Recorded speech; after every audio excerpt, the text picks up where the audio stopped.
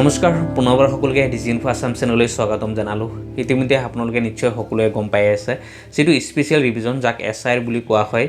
সেই SIR যিটো কাম ইতিমধ্যে বিওলোক দিয়া হ'ল যে ঘৰে ঘৰে গৈ সাৰ্ভে কৰিব লাগে, ঘৰৰ পৰা গৈ আপোনালোকৰ যিখিনি ডাটা আছে আপোনালোকৰ সহি লাগে, এইখিনি তেওঁলোকৰ লোৱা কাম ইতিমধ্যে শেষ হৈ গৈছে আৰু সম্পূৰ্ণ ডিটেইলছ সম্পূৰ্ণ কাগজ পাতি যিখিনি আছে তেওঁলোকে ইলেকশ্যন অফিচত ইতিমধ্যে জমা দিব লগা হৈ গৈছে আৰু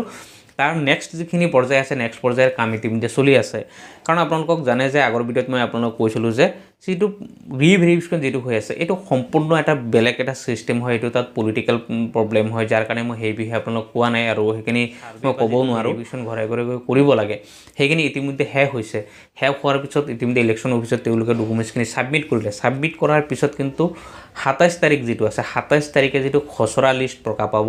সেইটো খচৰা লিষ্টত আপোনালোকৰ নাম থাকিবনে নাই।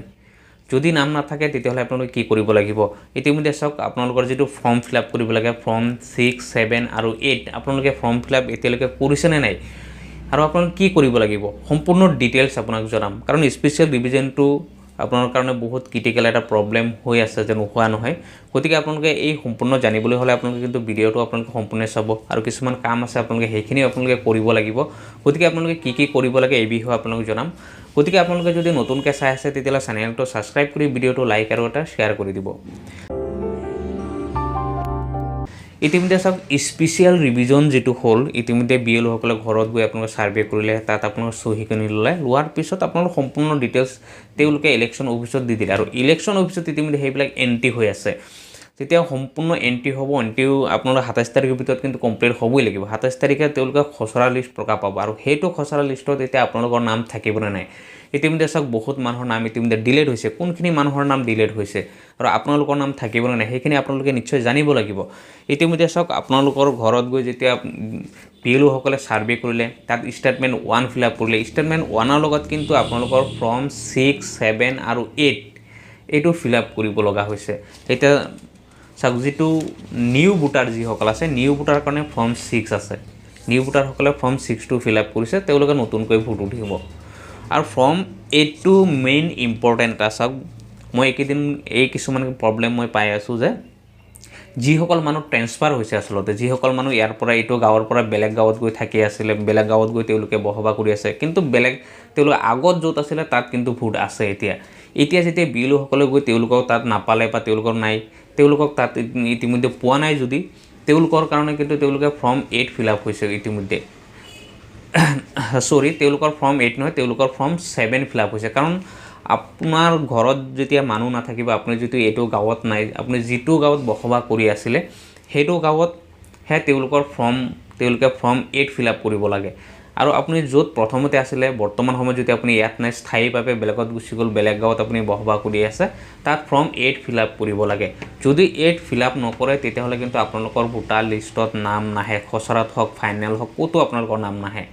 কাৰণ এনেকুৱা বহুত মানুহৰ এটা প্ৰব্লেম হৈছে যে আজিলৈকে তেওঁলোকে কিন্তু 8 ফিল আপ কৰা নাই। তেওঁলোকে মনে মনে আহি পেলাই ভেৰিফিকেশ্যন কৰিছে, ঠিকেই আছে, কিন্তু ভেৰিফিকেশ্যন কৰিলেও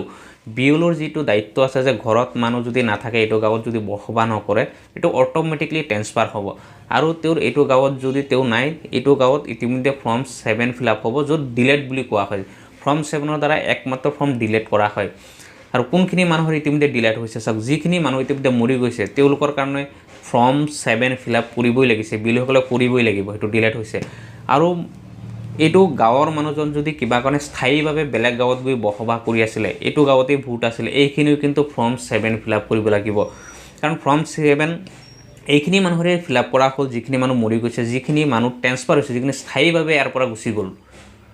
বা যিখিনি মানুহৰ ডাবল ভোটাৰ আছে তেওঁলোকক ফৰ্ম 7 ফিল আপ কৰা হৈছে। কিন্তু আপুনি যদি এখন গাঁৱৰ পৰা আন এখন গাঁৱত আপুনি গুচি গ'ল, সেইখন গাঁৱৰ বিএলঅ'ই আপোনালোকৰ ফৰ্ম যিটো আছে ফৰ্ম 8টো ফিল আপ কৰিবই লাগিব। যদি ফৰ্ম 8 ফিল আপ নকৰে তেতিয়া কিন্তু আপোনালোকৰ ভোটাৰ লিষ্টত নাম নাহে। আপোনালোকৰ যদি এনেকুৱা প্ৰব্লেম হৈছে, আপোনালোকে বিএলঅ'ৰ লগত এতিয়াও যোগাযোগ কৰক, অতি সোনকালে যোগাযোগ কৰি পেলাই ফৰ্ম 8টো আপোনালোকে ফিল আপ কৰিবলৈ যত্ন কৰক। যদি ফৰ্ম 8 ফিল আপ নকৰে তেতিয়াহ'লে কিন্তু আপোনালোকৰ ভোটাৰ লিষ্টত নাম নাহে। কাৰণ আপুনি যিটো গাঁৱত আছিল সেইটো বিএলঅ' ইতিমধ্যে ইয়াত নাই বুলি তেওঁলোকে দেখুৱাবই লাগিব, তাত ইতিমধ্যে ট্ৰেন্সফাৰ বুলি তেওঁলোকে দেখুৱাই দিব ষ্টেটমেণ্ট 1ত। তাৰ লগতে কিন্তু ফৰ্ম 7 তেওঁলোকে ফিল আপ কৰি দিব যে ইয়াত তেওঁলোকে বসবাস নকৰে, বেলেগ গাঁৱত বসবাস কৰে।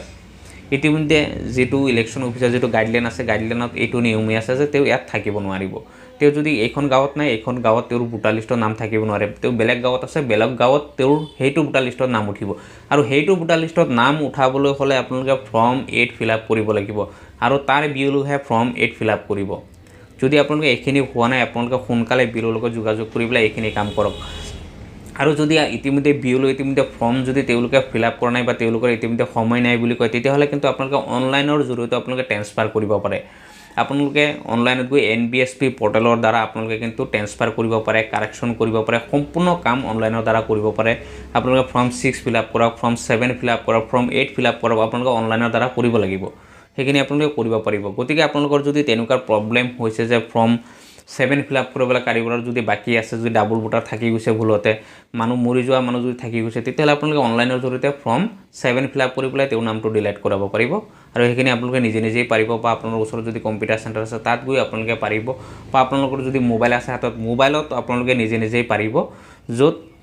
ভোটাৰ হেল্প বুলি যেটো এপছ আছে আপোনালোকে প্লে ষ্টৰৰ পৰা ডাউনলোড কৰি পেলাই আপোনালোকে তাত কাম কৰিব পাৰে বা আপোনালোকে যদি ল্যাপটপ আছে কম্পিউটাৰ আছে তাত গৈ NBSP পৰ্টেল আছে NBSP পৰ্টেলত গৈ আপোনালোকে এইখিনি কাম কৰিব পাৰে গতিকে আপোনালোকৰ যদি তেনেকুৱা কিবা হৈছে প্ৰব্লেম হৈছে তেতিয়াহ'লে সোনকালে আপোনালোকে এইখিনি কাম কমপ্লিট কৰক তাৰ লগতে আপোনালোকৰ নাম যদি ভুল হৈছে চাওক এতিয়া যেটো স্পেশাল ডিভিজন যেটো হ'ল বিলসকলে ঘৰে ঘৰে গ'ল যোৱাৰ পিছত আপোনালোকে এতিয়া গম পাইছে যে আপোনালোকৰ নাম ভুল আছে আপোনালোকৰ ডেট অফ বাৰ্থ ভুল আছে এইখিনি আপোনালোকে ইজিলি হয় আপোনালোকে অতি সহজ হয় আপোনালোকে এইখিনি কাৰেকশ্যন কৰিব পাৰে আপোনালোকে এইখিনি অনলাইনতে আপুনি কাৰেকশ্যন কৰি ল'ব য'ত আপোনালোকৰ আধাৰ কাৰ্ডটো মাষ্ট বি প্ৰয়োজন যদি আপোনালোকৰ আধাৰ কাৰ্ডৰ লগত ভোটাৰ আইডি নাম মিলা নাই কিবা কাৰেকশ্যন কৰিব লগা আছে ডেট অফ বাৰ্থ কাৰেকশ্যন কৰিব আছে সেইখিনি আপুনি ভোটাৰ হেল্পলাইনৰ জৰিয়তে যেটো এপছ আছে তাৰ দ্বাৰা আপোনালোকে কৰিব পাৰিব কাৰেকশ্যন বা আপোনালোকৰ যেটো NBSP পৰ্টেল আছে NBSP পৰ্টেলৰ দ্বাৰাটো আপোনালোকে কাৰেকশ্যন কৰিব পাৰে আপোনালোকৰ যদি নাম ভুল আছে ডেট অফ বাৰ্থ ভুল আছে দেউতাকৰ নাম ভুল আছে আপোনাৰ ঘৰ নম্বৰ ভুল আছে এড্ৰেছ ভুল আছে যি ভুলেই আছে আপোনালোকে অনলাইনৰ দ্বাৰা আপোনালোকে কৰিব পাৰিব আৰু হেতু কৰিবলৈ হ'লে কিন্তু আপোনাৰ এটা মোবাইল নাম্বাৰ আৰু আপোনাৰ আধাৰ কাৰ্ডটো মাষ্ট বি থাকিব লাগিব আৰু আধাৰ কাৰ্ডত আপোনাৰ মোবাইল নাম্বাৰটো লিংক থাকিব লাগিব তেতিয়াহে পাৰিব কাৰণ ইতিমধ্যে স্পেশাল ৰিভিজন বা যেটো SIR হৈ আছে SIR ৰ দ্বাৰা ইতিমধ্যে তাত যেটো আধাৰ কাৰ্ড আছে আধাৰ কাৰ্ডটো লিংক মাষ্ট বি কৰি দিলে যে কম্পালসৰি সকলোৱে কৰিবই লাগিব আৰু কম্পালসৰি যদি লিংক নাথাকে তেতিয়াহ'লে কিন্তু আপোনালোকে কৰিব নোৱাৰে কাৰণ আধাৰ কাৰ্ডটো যদি মোবাইল নাম্বাৰ নাথাকে লিংক তেতিয়াহ'লে কিন্তু আপোনালোকে এইখিনি কাৰেকশ্যন হওক যি কৰে আপোনালোকে একো কৰিব নোৱাৰিব যদি মোবাইল নাম্বাৰটো চেঞ্জ কৰিব বিচাৰে ভোটাৰ আইডি তথাপি কিন্তু আপোনালোকে নোৱাৰিব আপোনালোকে অনলাইনৰ জৰিয়তে যদি কৰিব বিচাৰে গতিকে আপোনালোকে আধাৰ কাৰ্ডত মোবাইল নাম্বাৰটো লিংক কৰক প্ৰথমতে যদি লিংক নাই লিংক কৰি পেলাই আপোনালোকে অনলাইনৰ জৰিয়তে আপোনালোকৰ যিকোনো প্ৰব্লেম আছে আপোনালোকে এতিয়াই সলভ কৰক কাৰণ যেটো 27 তাৰিখে যেটো খসৰা প্ৰকাশ পাব সেই খসৰাত যদি আপোনালোকে নাম আহিব বিচাৰে যদি আপোনালোকৰ ট্ৰান্সফাৰ কৰা নাই আপোনালোকে ট্ৰান্সফাৰৰ কামখিনি কমপ্লিট কৰক বিলৰ দ্বাৰা হয় আপোনালোকে নিজেই হওক আপোনালোকে এইখিনি কাম কমপ্লিট কৰক তেতিয়াহ'লেহে খসৰা লিষ্টত প্ৰকাশ পাব আপোনালোকৰ নাম যদি খসৰা লিষ্টত প্ৰকাশ নাপায় আপোনালোকৰ নাম তেতিয়াহ'লে কিন্তু আপোনালোকৰ দীঘলীয়া প্ৰচেছ হেতু আপোনালোকে আৰু বহুত কাম থাকি যাব তেতিয়াহ'লে আপোনালোকৰ সেইখিনি এটা ডাঙৰ এটা প্ৰচেছ হয় এটো বহুত মানুহৰ এটো হাৰাশাস্তি হ'ব প্ৰব্লেম পাব কাৰণ 27 তাৰিখৰ পিছত যেতিয়া আপোনালোকে যদি লিষ্টত নাম নাহে তেতিয়াহ'লে আপোনালোকে ক্লেইম কৰিব লাগিব আকৌ আপোনালোকে ক্লেইম কৰাৰ কাৰণে আকৌ আপোনালোকে DC অফিচ হওক ইলেকশ্যন অফিচ হওক বা CO অফিচ হওক আপোনালোকে তাতে যাব লাগিব তাত গৈ আপোনালোকে ক্লেইম কৰিব লাগিব এটো এটা দীঘলীয়া প্ৰচেছ বা বিএলৰ হাততো যদি ফৰ্ম আহে ইতিমধ্যে কেনেকৈ ক্লেইম কৰিব সেই ডিটেইলছটো ইতিমধ্যে আহা নাই এতিয়ালৈকে বিএলও এতিয়াতে ইনফৰমেশ্যন কৰা নাই ইনফৰমেশ্যন হয়তো আহিব কিন্তু আপোনালোকে ক্লেইম কৰিব পাৰে যদি ইয়াৰো যদি আপোনালোকৰ প্ৰব্লেম কৰিছে কিবা কৰিছে তেতিয়াহ'লে আপোনালোকে CO লৈ আপোনালোকে কমপ্লেইন কৰিব পাৰে বা ইলেকশ্যন অফিচত আপোনালোকে কমপ্লেইন কৰিব পাৰিব হেদৰে চাওক যদি আপোনাৰ খসৰা লিষ্টত নাম নাহে তেতিয়াহ'লে আপোনালোকে 27 তাৰিখৰ পৰা আপোনালোকে 27 তাৰিখৰ পৰা আপোনালোকে 22 তাৰিখ জানুৱাৰী 22 তাৰিখলৈকে আপোনালোকে ক্লেইম কৰিব পাৰিব যে আমাৰ ভোটাৰ লিষ্টত নাম আহা নাই আমাৰ ভোটাৰ লিষ্টৰ পৰা নাম কাটি গৈছে আমাৰ নামটো উঠাব লাগে এইখিনি যদি প্ৰব্লেম হৈ যায় তেতিয়াহ'লে কিন্তু আপোনালোকে 27 তাৰিখৰ পৰা জানুৱাৰী 22 তাৰিখলৈকে আপোনালোকে এইখিনি কমপ্লেইন কৰিব লাগিব কাৰণ এইটো দীঘলীয়া এটা প্ৰচেছ হয় গতিকে আপোনালোকে যাতে এনেকুৱা প্ৰব্লেম নহয় গতিকে আপোনালোকে অতি সোনকালে আপোনালোকৰ যি প্ৰব্লেম আছে আপোনালোকে সলভ কৰক আৰু বেছিভাগ আপুনি অনলাইন নেটৰ জৰিয়তে পাব আৰু নাম ভুল আছে কাৰেকশ্যন কৰিব লগা আছে ট্ৰান্সফাৰ কৰিব লগা আছে নাম ডিলিট কৰিব লগা আছে এইখিনি আপোনালোকে কৰি লওক 27 তাৰিখৰ পিছত আপোনালোকৰ আৰু কি আহে মই সেইখিনি আপোনালোকক জনাম গতিকে সকলো ৰিকুৱেষ্ট থাকিল আপোনালোকে চেনেলটো সাবস্ক্ৰাইব কৰাৰ লগতে আপোনাৰ ভিডিও নটিফিকেশনটো অন কৰি ৰাখিব কাৰণ আপোনালোকৰ কাৰণে মোষ্ট ইম্পৰ্টেন্ট হৈ আছে এটো কাৰণ SIRৰ দ্বাৰা চাওক বহুত মানুহৰ নাম ইতিমধ্যে ডিলেট হৈছে আৰু কোনখিনি মানুহৰ নাম ডিলেট হৈছে মই আগৰ ভিডিঅ'ত আপোনালোকক কৈছিলোঁ প্ৰায় 2 লাখ 2.5 লাখ 3 লাখ মানুহৰ নাম ইতিমধ্যে ডিলেট হৈছে সেই ডিলেট মানুহখিনি বেছিভাগ আচলতে তাত যিখিনি মানুহ ইতিমধ্যে মৰি গৈছে যিখিনি মানুহৰ ডাবুল আছে সেইখিনি মানুহৰহে ইতিমধ্যে ডিলেট হৈছে দেখুওৱা হৈছে কিন্তু খচৰা লিষ্টটো যেতিয়া প্ৰকাশ পাব খচৰা লিষ্টটো প্ৰকাশ পোৱাৰ পিছতহে আপোনালোকে ফাইনেল কিমান মানুহৰ নাম ডিলেট হৈছে সেইটো আপোনালোকে জানিব পাৰিব আপোনালোকৰ নাম আছে নে নাই আপোনালোকৰ নাম আহিব নে নাই সেইখিনি আপোনালোকে জানিব পাৰিব গতিকে আপোনালোকে 27 তাৰিখলৈকে আপোনালোকে অপেক্ষা কৰক 27 তাৰিখত যেটো খচৰা লিষ্ট আহে খচৰা লিষ্টটো আপোনালোকে অনলাইনৰ পৰা আপোনালোকে ডাউনলোড কৰিব পাৰিব সেইটো ভোটাৰ লিষ্ট বুলি ডাউনলোড কৰে যদি আপুনি সাৰ্চ কৰে গুগলত তেতিয়া আপোনালোক খচৰা লিষ্টটো আহি যাব বা আপোনালোকে NBSP পৰ্টেলত গৈ আপোনালোকে ডাইৰেক্ট ডাউনলোড কৰিব পাৰিব খচৰা লিষ্টটো আপোনালোকে 27 তাৰিখলৈকে মাত্ৰ অপেক্ষা কৰক অপেক্ষা কৰি পেলাই 27 তাৰিখে যেটো খচৰা লিষ্ট প্ৰকাশ পায় আপোনালোকে খচৰা লিষ্টটো ডাউনলোড কৰি পেলাই আপোনালোকে চাওক যে আপোনালোকৰ নাম আহিছে নে নাই যদি নাম নাহে আপোনালোকে সেইখিনিও আপোনালোকে জনাব ভিডিঅ'ত কমেন্ট কৰিব মই সেইখিনিও আপোনালোক সলভ কৰিম যে নেক্সট পৰ্যায়ত আপোনাক ক'ত কি কৰিব লাগে কেনেদৰে ফৰ্ম ফিল আপ কৰিব লাগে কেনেদৰে ক্লেইম কৰিব লাগে সেইটো মই নেক্সট ভিডিঅ'ত আপোনালোকক জনাম ধন্যবাদ